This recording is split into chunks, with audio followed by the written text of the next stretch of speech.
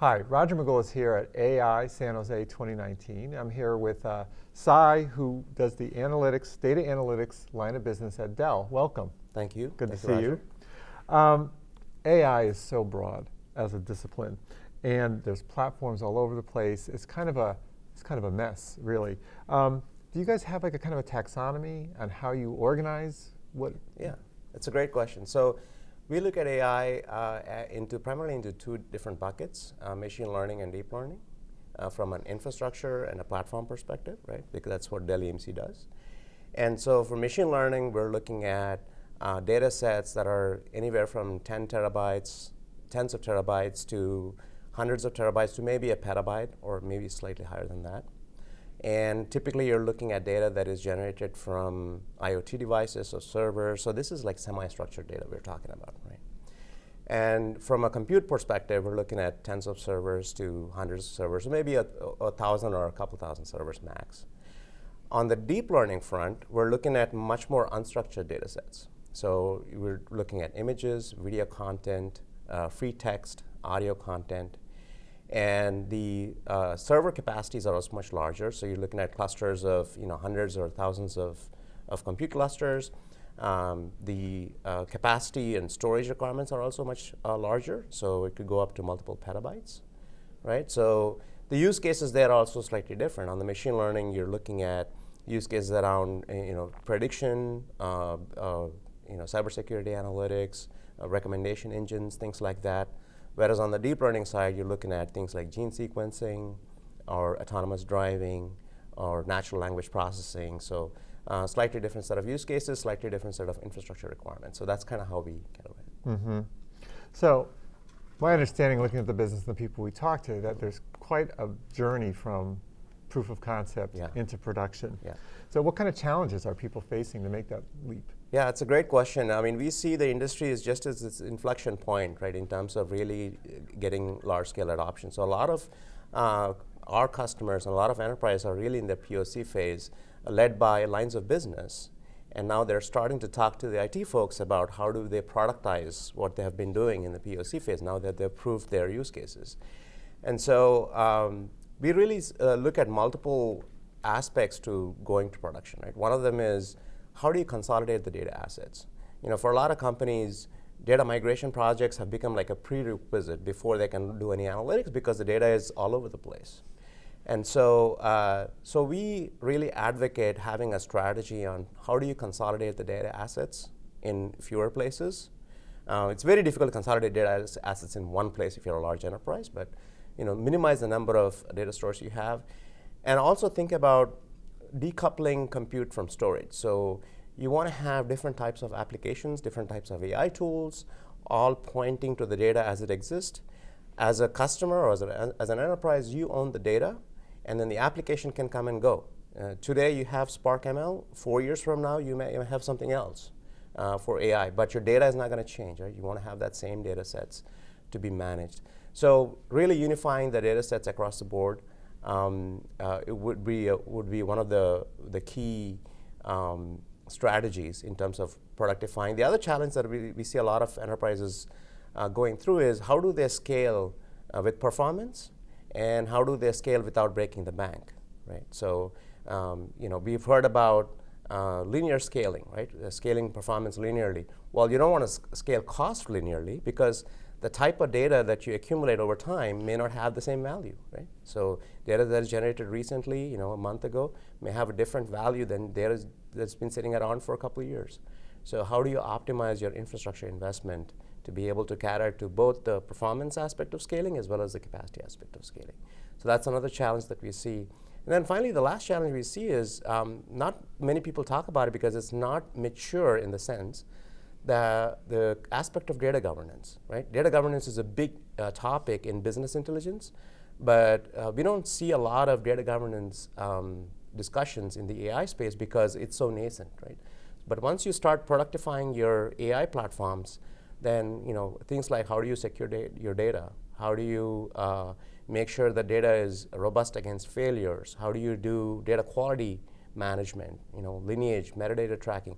All those things become very significant. So those are some of the challenges which we see as enterprises starting to move into production. And obviously, it's a lot of different challenges, but I think it's one step at a time.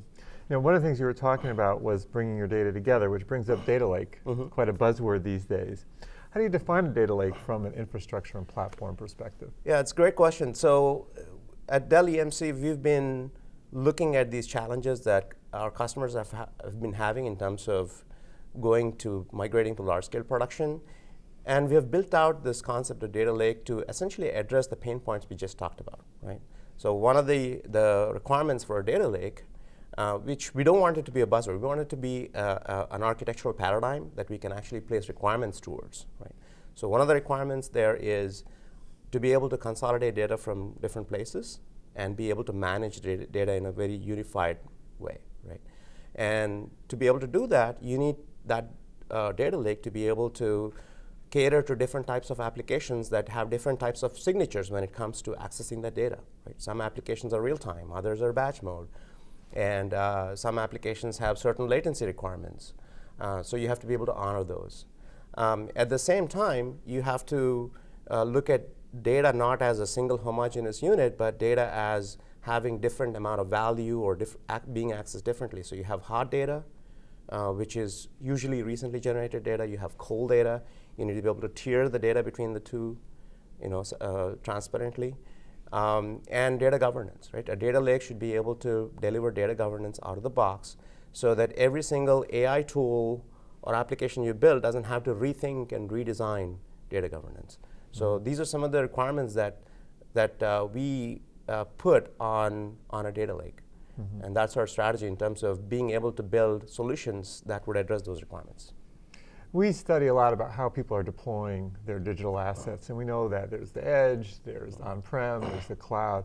What kind of trends do you see with AI in those three areas? Yeah, that's a good question too. So the trend that we are looking at these days is typically the inferencing happening in the edge.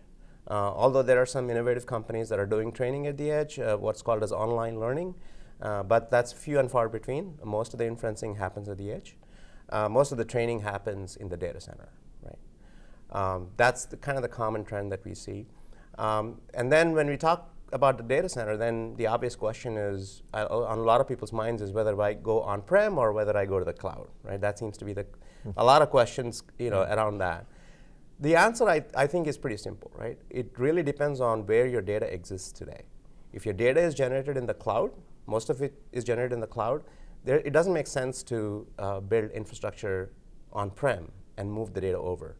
If your data is generated on-prem, it doesn't make sense to build analytics infrastructure in the cloud and move the data over. So really, the applications and the services need to come to where the data exists. Would be the kind of the design paradigm you need to follow when it comes to on-prem versus cloud decision making. So, since it's going more production, it brings up production operational kinds of things. Do you see DevOps practices being used in AI? Yeah, I mean, it is early days, I would say. DevOps has been primarily a software management or a software development buzzword so far. It hasn't really gotten internalized on the AI side. But we do see in some industries, like for example in the algorithmic trading sector, right? Companies that build algorithms for doing automated trading. The key aspect of that particular use case is that the assumptions to train the AI models change very rapidly.